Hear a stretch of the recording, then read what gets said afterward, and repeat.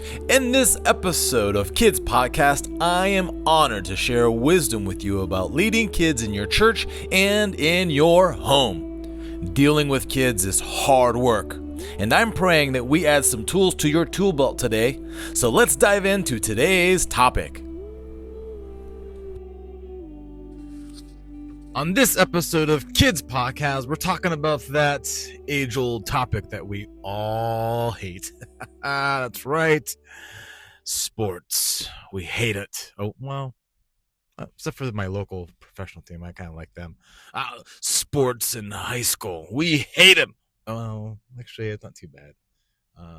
But I hate that they make it a priority over church. And so let's talk about that today because it's a big topic. And every year there are these pastors and these leaders that have something to say about it. And here are my 2 cents, and I would love to dig in.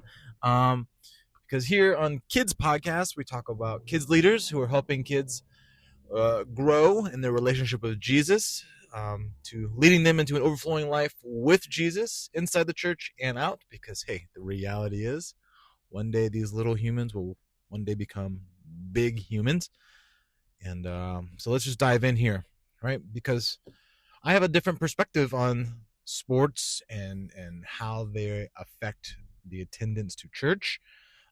Sports outside of school, extracurriculars in school, all that jazz, and its effect on the attendance in church. Because, hey, when I was in high school, I played sports. Yep. I played a lot of sports. Even as a pastor's kid, I played a lot of sports. Now, my family, they did give me the ultimatum that, hey, if you're going to do sports, you're going to have to miss Wednesdays or leave practice early on Wednesdays, and you're not going to attend any of the Sunday morning games and things like that.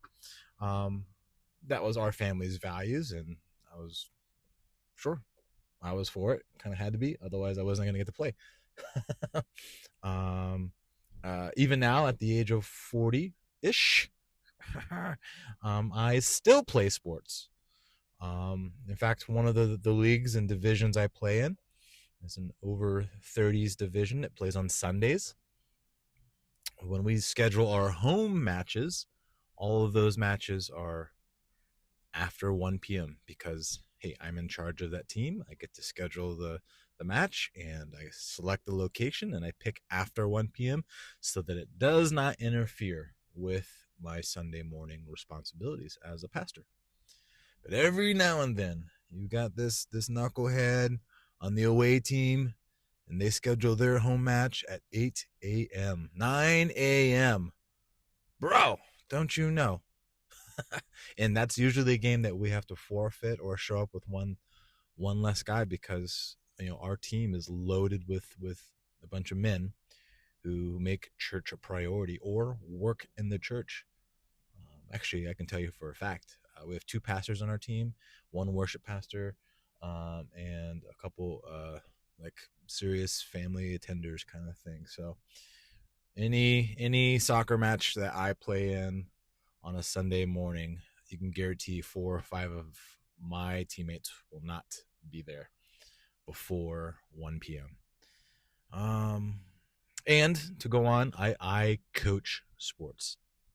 I coach a lot of sports, and I've had organizations reach out to me and ask me to coach more. However, I've not been able to take on those opportunities because a lot of their opportunities occur on Sunday mornings. But many of us now listening to this podcast, we are in youth ministry, we are in kids ministry, we are parents, and our kids are involved with both the church and with a sports team. And so, man, the dilemma is a lot of sports programs and extracurricular programs, they have their practices and games on Wednesday nights and Sunday mornings, which happens to be the exact same time that the youth group or the church's small groups or midweek services or main services for their age groups also have a program. It's a conflict. They can only do one or the other on that particular night. It's not like I can go play my game at 6 p.m. kickoff and then leave at 6:15 to be at church by 6:30, and it doesn't work well. My brain will literally be in two places at once. I will want to be over here and over there. But as the pastor, man, we have a lot of pastors whose attendance records are affected by the season. The seasons are greatly affected by athletics and extracurriculars. And so, man, we hate it. And so I want to actually challenge the thought process on this and encourage, because above all, be validated. You have every right to be frustrated as a pastor. You have every right to be like, ooh, why is my number so low this week? Oh, it's stinking football. I get it. I've been there. I've done that. My question to you is why are you jammed up? Why are you upset? And I've heard all the answers over the 20 years of doing ministry. You cannot possibly say that I'm mad at football because football is lame, because I know that many of you are also wearing the Steelers shirt that week because you live in Pittsburgh. You can't say you hate something when you love it. But then what you're really saying is what? What are you really saying? Well, I hate high school sports? Well, that's not true, because as soon as your kid becomes a high school athlete, you know where you're going to be as a mom and dad? You're going to be the mom and dad before you're the pastor, cheering your head off for your kid and loving that sport. Is that sport going to happen on Wednesday? Who knows? Is it going to happen on Thursday, Friday, Saturday? Sure. Is your kid going to be at it because of your school and family and home values? Who knows? That's something for you guys to figure out. But we cannot say that we hate high school sports when we know we are there to be the biggest cheerleaders. My question is always, what am I really jammed up about? What am I really upset about? What is really bothering me about sports and church? And I think if many of us are honest, we hate one of two things. We either hate A, that mom and dad are allowing the kids to make sports the God rather than God be God, right? Because they're picking sports over church. They're picking sports over God. They're picking sports over everything else that could be more beneficial. And then the second reason is, well, I hate that my numbers are low and that you've chosen to be somewhere else rather than here at my service, watching my message, listening to me talk about Jesus. Ooh. And that is a very, very real thing. And I can tell you why it's a very real thing. Because I was once that youth pastor.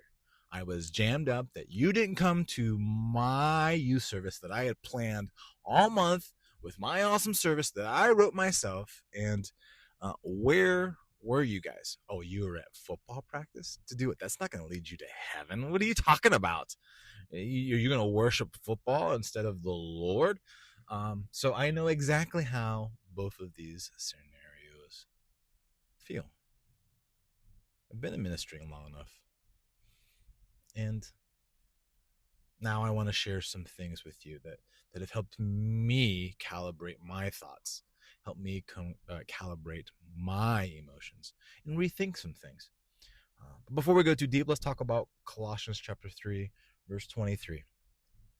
It goes on to say, whatever you do, do it wholeheartedly, or do it with excellence, as for the Lord and not for man. And ultimately, I am a follower of Christ first. That whatever I do, I'm going to do it for him and not for them.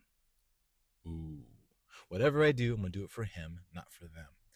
And so the motto that I've always adapted to and adopted, thanks to my youth pastor back when I was a teenager, was that I would be a follower of Christ first that happened to be a football player, that happened to be a student at my high school, that happened to have worked at the ice cream shop. I was a follower of Jesus first. Then I did those other things. And in the midst of doing the other things, I did it with excellence. I did it with a testimony. I did it with a witness. So when I played football, I did not talk like a football player. I talked like Jesus. When I was playing soccer, I didn't act like a soccer player and fall down every time someone touched me. I manned up. I played the game, scored goals just like Jesus would have, right? And then when I worked, I didn't do it lazy and weakly and whateverly. I did it with excellence, as if Jesus was the one serving the ice cream on my behalf. Whatever I did it for the kingdom, for his excellence. I did it for him, not for them. I'm a follower of Christ first. So now I give you 6 challenges in thinking through this topic of sports and church in a whole new light. The first is this: church is not our God. Let me repeat that. Church is not our God. And what I'm saying is when people choose to be at their soccer practice or their football games instead of church, okay. They don't go to heaven or hell because of that decision. Why am I really jammed up? Because if they came to church, that doesn't mean they're saved. That just means that they're in attendance. Now, you can go on to do the argument that, well, they're just putting those things first and teaching them to worship those things instead of God, and the list goes on. You can have any rebuttal you want there, and I'm okay with those rebuttals, as long as we can agree that at the end of the day, we serve God, not the church. We worship him, not the church. He is the one who saves, not the church. And I think too often we get plugged into a church or a denomination and we're like, oh, the Assemblies of God is the way, the truth, and the life. And whoa, whoa, whoa, whoa, whoa. That's not what the Bible says. He is the way, the truth, and the life. So when they come to church, I want to preach them about him. All right, let's go on number 2. 6 things I want to share with you. Number 2 is there is a season in all sports. There's a season in all sports.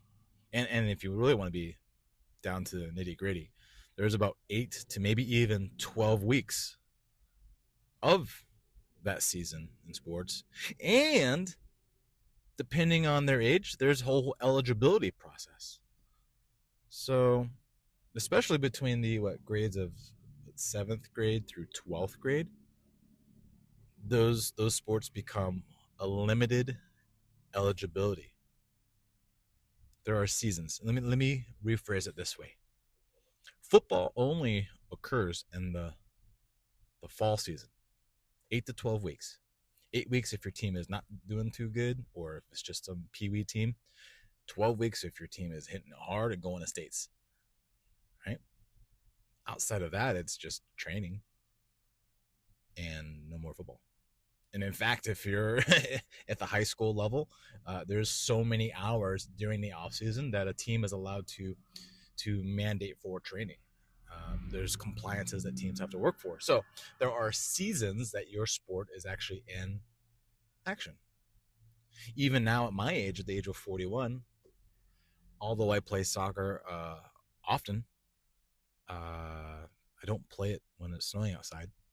And I don't play it every day because I'm not eligible to play for the U programs anymore. I'm not eligible for the cup programs. The local Riverhounds team is not recruiting me to go to their academy so that I could potentially play for anything because I'm too old. I'm out of eligibility. That entire season of my life is gone. So now sports is something I do as a recreation rather than a development.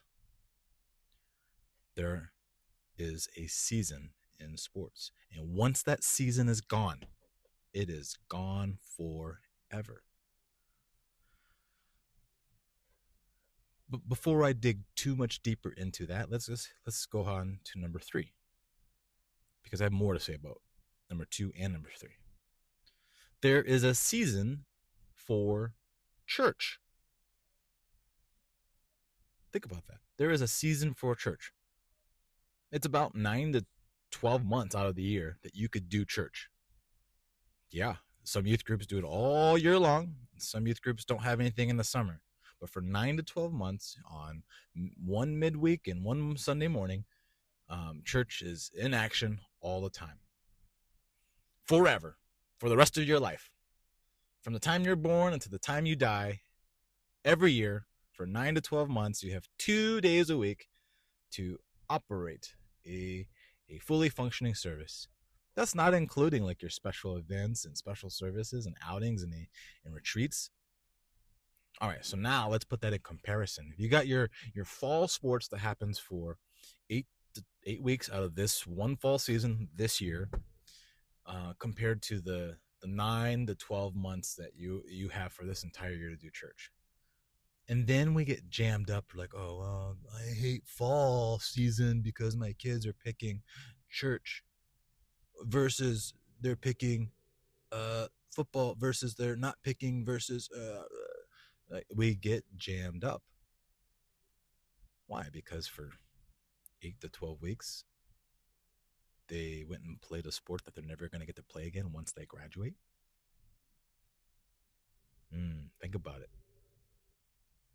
And then we can go on and talk about like how like soccer is all year long. It is. And don't get me wrong, I do have a rebuttal to parents when every Sunday they're not at church because of their sport. Yes, that sport becomes a quote unquote god. I have known families who have done, say, something like cheerleading and or gymnastics, and I never saw them in youth group. Never saw them on Sunday mornings, but never saw them in youth group because it somehow interfered with gymnastics. But can I sit here and say that they weren't learning, that they didn't know God, that they didn't have a relationship with God, that heaven and hell was in the balance because of their Sunday attendance versus their Wednesday attendance? And then they would be like, hey, Pastor Ron, can you do my wedding? I'm like, oh, maybe I did get through to them. So what am I really jammed up about when it comes to this? So number one, we said church is not our God. Number two, there is a season in sports. And then number three, we said there is a season in church. And I think the big thing to come to terms with is that with sports, there is a deadline. There is an end cap. There is a season of eligibility where players can no longer play because of their age. All right. And then some of those sports, man, if they're good enough at it, that's their career.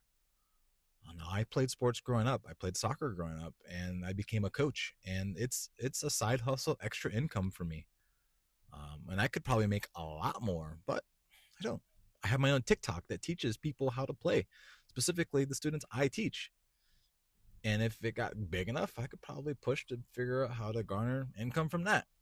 But my priority right now is not TikTok or sports. My priority is ministry. So I'm thinking through all that. And the bottom line is the season by which they can do that sport is a blink of an eye compared to church. When that sport is over, they have the rest of their lives to do church. And yes, I agree with you. What we teach them when they're younger becomes the thing they keep with them when they're older. 100%. But I'm not jammed up about their attendance. I need to identify, am I teaching the heart of the matter? And so let's go on to number 4. Number 4 is what I call not YOLO, but YOPO, right? You only play once, right? You only play once.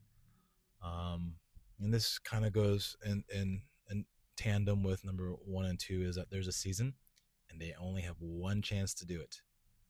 And for a lot of these parents, they their kid will only do it that one time. I had a daughter who played soccer one season. No good at it. I thought she was going to enjoy it and whatever. And We let her go through the season, and she never wanted to sign up ever again. So that was that. I had a son. I mean, technically, I still have a son and daughter. He wanted to do karate once, and he wanted to do 4-H once, and he wanted to do basketball once, and he wanted to do soccer once. He wanted to do all these things once, and I was all like, "Yeah, let's do it. This is gonna be fun. We're gonna, We did it for one season." He was like, "No, never again." That was my one opportunity to be a cheerleader for my kid for that one season. For basketball, that literally lasted 4 weeks because it was like a small club kind of thing. 4 weeks, I got to be a basketball dad, be in the sidelines and cheer for my kid as his biggest cheerleader. Best 4 weeks of my life. That happened on Tuesdays and Thursdays for 4 weeks. But you know what? If it happened on a Wednesday, I would have figured it out for those 4 weeks. Now, let's say he wanted to become like a serious basketballer. If it was going to be an every season thing now, from 7th grade, 8th grade, 9th grade, 10th grade, 11th grade, 12th grade. Well, as a coach, I recognize that every year is going to be slightly different, that every team is going to be slightly different, that the times that they schedule for their practices will be slightly different, and their games are slightly different. If he wanted to be a basketballer for his entire high school career, I would have figured it out, because it would have been the one and only time. Yopo, you only play once. That was his one opportunity to be a baller, because the chances of him going pro is the same chances of your kid going pro. It's like less than 1%. Every sports movie talks about this.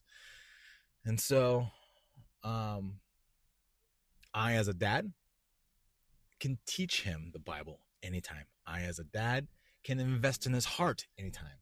But I, as a dad, can only be his basketball cheerleading dad once. Then after he's done with his eligibility, never again. So the perspective is that you have parents who have their kids in cheerleading, soccer, football, etc., and we get jammed up because they're not at our church thing. But the moms and dads are thinking, like I'm just explaining it. This is my kid's one opportunity to do a thing, and this is my one opportunity to cheer for them. And once it's gone forever. I remember my last football game.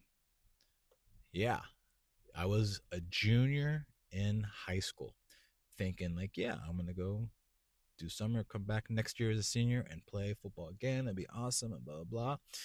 I didn't realize my life was changing, and I never played football ever again, because I switched sports to soccer as a serious thing for the future.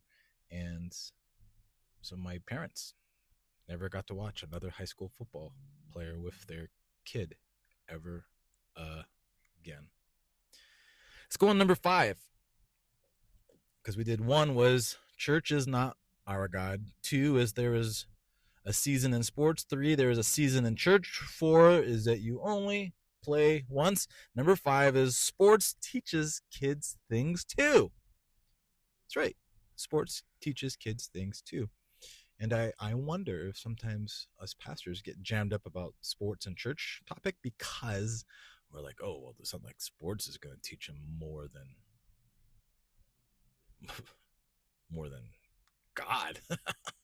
I think there's some truth in that. Like, yeah, that church and topic is going to be way more valuable than that sports topic.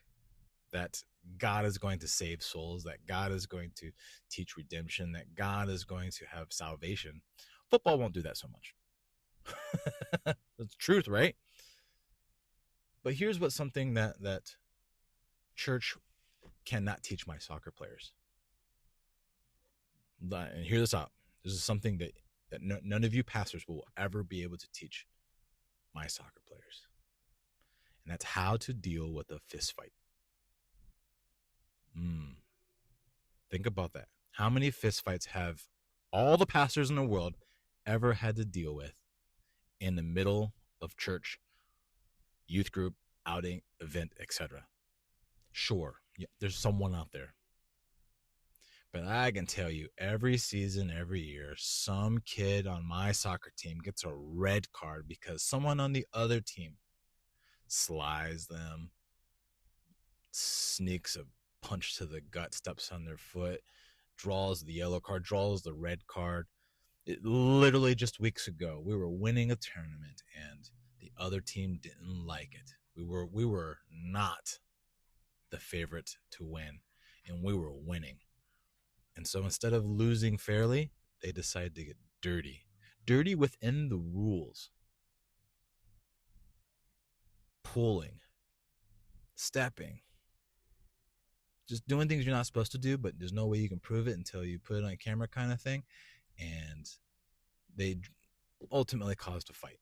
Now my boys retaliated, caught, and they both went at it. 2 fights in 1 game. Our team gets disqualified. Now, I can be mad at my guys, I can be whatever. But my boys had to learn a hard lesson a hard way. And when they came to me and said, Coach, I'm sorry that we retaliated. I'm sorry that I didn't keep my cool. I'm sorry. And I didn't yell at them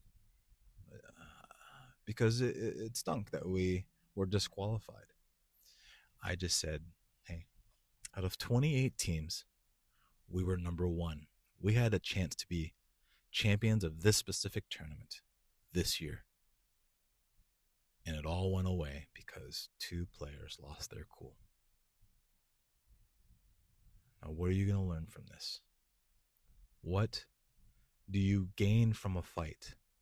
Who wins in a fight? And I'm just asking these questions to really get them to process. But because they actually went through the fight, they went through the emotions of the fight, the one had a broken nose because of the fight, the lesson meant more. There are things that my athletes can learn from the sports environment that you can't teach at church. And that's okay. And let's just be honest. Out of the 52 weeks that we show up to church, what are you really going to tell me? All right. Because if you have a curriculum, even at a 4-year curriculum cycle, which I have, I'm repeating a lot of the same topics over and over and over because I want repetition to be permanent. And a lot of those topics, at least 3, 4, 5 times a year, I'm teaching Jesus saves. Who wants to be saved? And that's to go through the ABCs of salvation. So it's not like they're missing a topic that they've never heard before. And if they really need a new topic, then we give them to them. But the point is that sports teaches us things too. So 1, church is not our God. 2, there is a season for sports. 3, there's a season for church. 4, you only get to play once. 5, sports teaches us things too. And number 6, when church becomes a Karen, no one wants to be there anyways. All right. When the church becomes a Karen, no one wants to be there anyways. And I mean that just as it sounds, is when a Karen, someone who imposes their expectations on me because of what they feel like they're entitled to, I no longer want to hang around that Karen. And so when church acts like a Karen, I don't want to be there. Even as an adult, I don't want to be there. And so even though we feel that way about the church, and even we feel that way about sports, I will never communicate that to a kid or a teenager. I will never, ever let them hear me say, oh, cheerleading's lame. It's coming on Wednesday nights, messing up my schedule. As soon as I start imposing my expectations on them, I am sure that it's going to affect their relationship with me, not just attendance. All right, so 3 things I can probably encourage you guys with. 3 things. 1 is to embrace. 2, equip. 3, encourage. Number 1, embrace. Embrace the inevitable. This is a topic that we've been talking about for over 20 years. Back when I was a youth pastor, sports and church was always a topic. It hasn't changed. Probably will not change. There will always be some sort of extracurriculars that parents want their kids involved in. So embrace it. Number 2, equip. Equip your people to survive and to thrive in their season, or equip your teenagers to survive and thrive in their season. So if we go back to our Colossians chapter 3 point, is that whatever I do it with excellence. Man, teach your kids that. Teach your students that. Teach them that they are followers of Jesus first, that happen to be football players, so that when they go play football, they're not just surviving the football season, but they're thriving in it. That when you guys get a fifth quarter after their football games, they invite the entire team to your events. After the season's over, they invite their football friends to your service. Teach them how to survive and thrive in those seasons when they are around. And that teaching needs to be outside of just a Wednesday or just a Sunday as well. So think through all that, make it happen. Number 3, encourage, as in encourage them. Be their biggest cheerleader, the biggest fan. Make some time to show up on a visible level and be the loudest cheerleader in the stands. For some of you, that might be super duper hard because you have so many, or it falls right dab in the middle of some awkward time of the year. I'm sure there's another way you can creatively show your presence. Regardless, they need to know that you're encouraging them to live life to the full, not being a Karen. Anyhow, that's what I got for you on this episode of KIDZ Podcast, where church is against sports, or church versus the sports, or whatever. Anyhow, if you have questions, hit me up. Until next time, everybody say bye, Pastor Juan. Thank you for listening. Smash those like buttons, turn the bells blue, or whatever the kids are doing these days. At the end of the day, our goal is to raise little people to one day become big people. You can find older archived podcasts on our YouTube channel and support what we do at rongaleministries.com. Enjoy!